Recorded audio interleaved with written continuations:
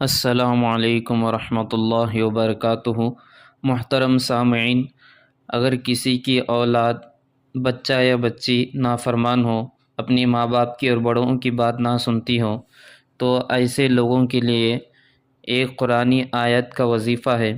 آپ اس کو کثرت سے کرتے رہیں، کبھی 11 دن میں ایک بار، یا 21 دن میں ایک بار، یا ہفتے میں ایک بار۔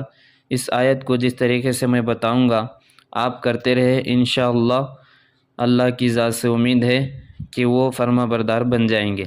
وہ آیت یہ ہے: بسم اللہ الرحمن الرحیم، انی توکلت علی اللہ ربی و ربکم ما من دابۃ الا هو آخذ بناصیتها ان ربی علی صراط مستقیم۔